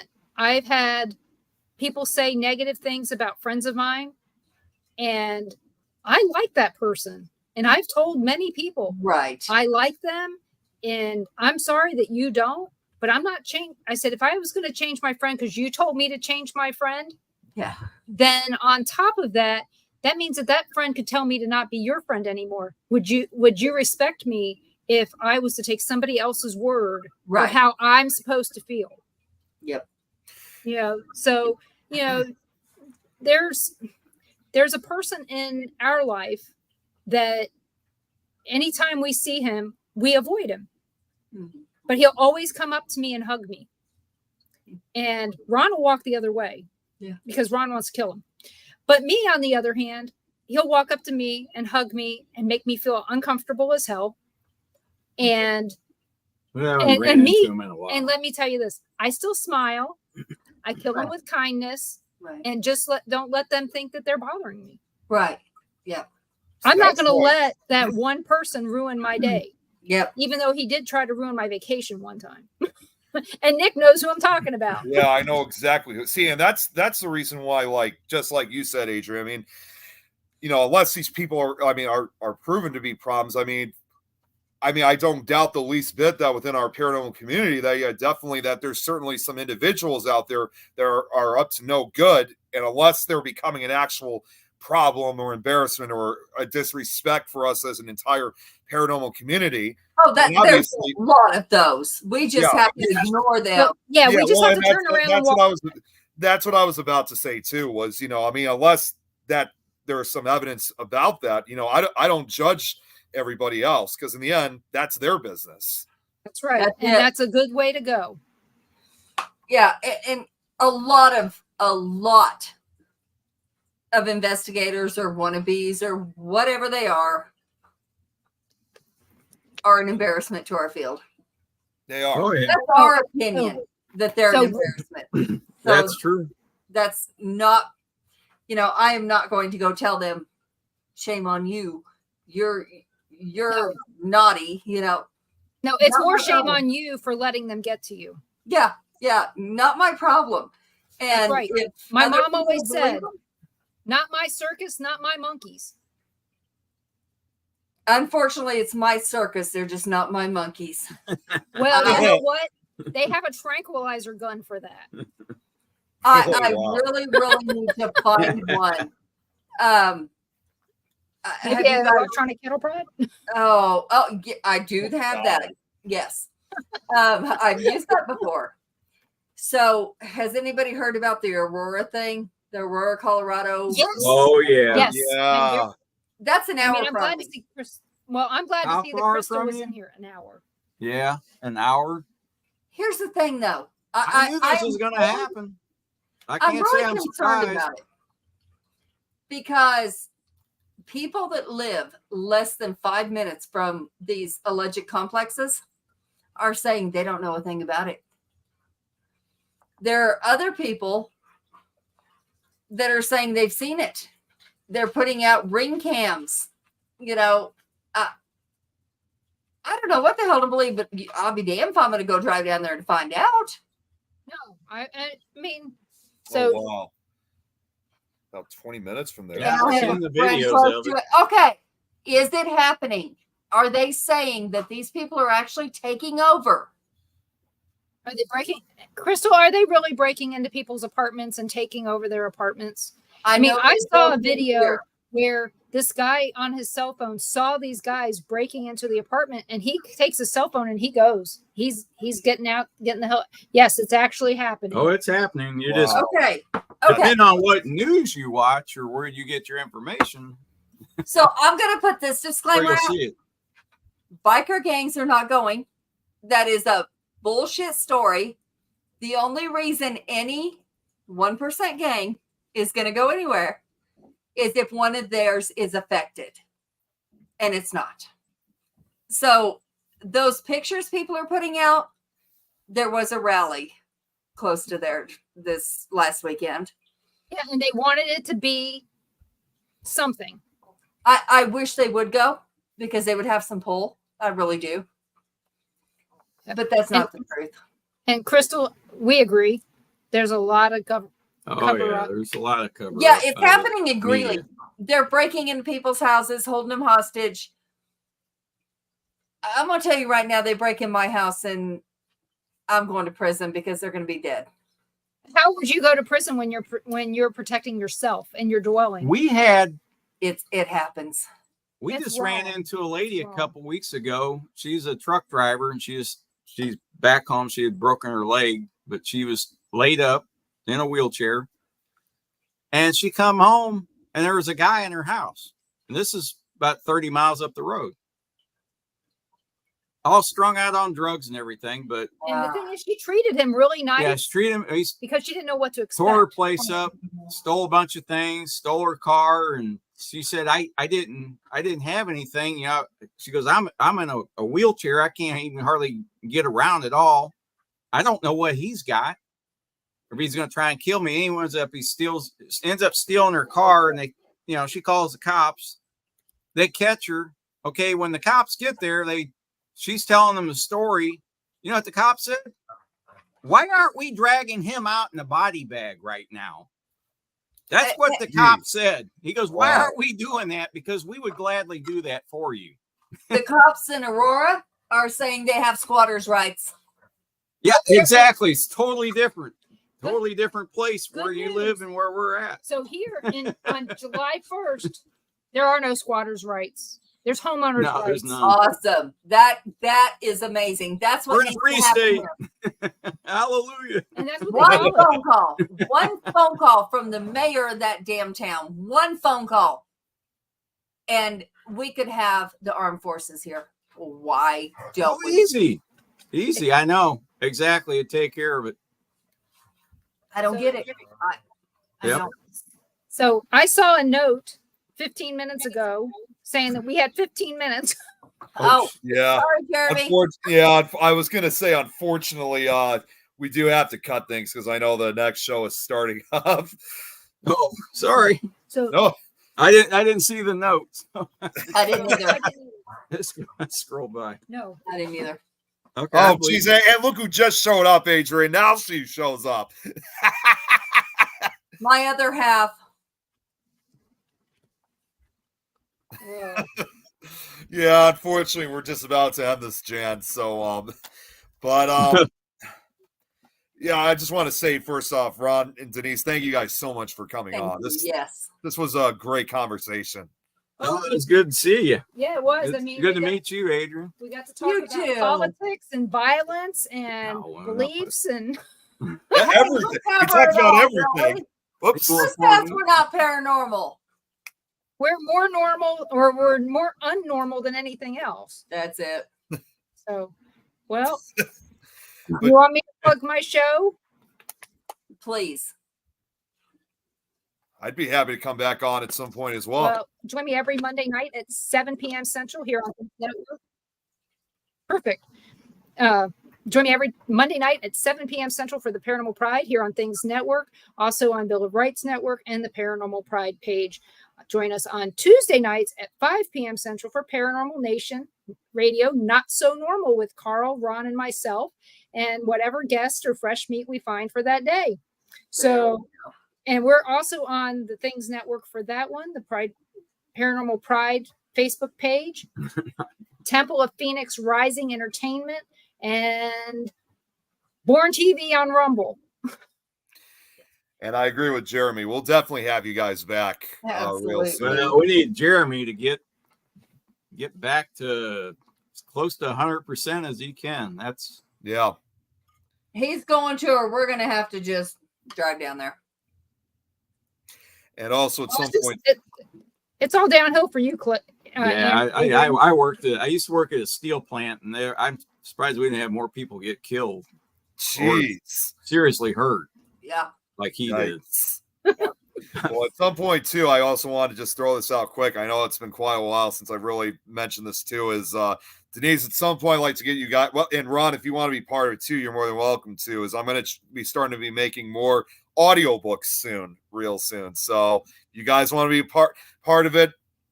It would be great to have you guys back. Although right now I got to make some repairs on some of the previous ones. So at some point, once I get this all done, I'll reach out to you guys on that. So just don't give me the slimy stories. That's why I let everybody choose them. We got a ton of story. I mean, it depends on where we were at. No, they're written stories. Hey, we got it. It's all right. And finally, just before we get off, because Jeremy just wrote this, so next week we're going to have Linda Burns on. She is the host of her new show, Haunted Memoirs, and I'm someone else I've actually met personally too. So yeah, we're definitely going to be looking forward to for that next one. But like I said, Ron, Denise, thank you guys once again. Like I said, we'll have you guys back on. And until then, for everyone who's tuned in, thanks for hanging out and chatting with us. And we'll see you guys next week. So you guys all have a great night. Night, everybody.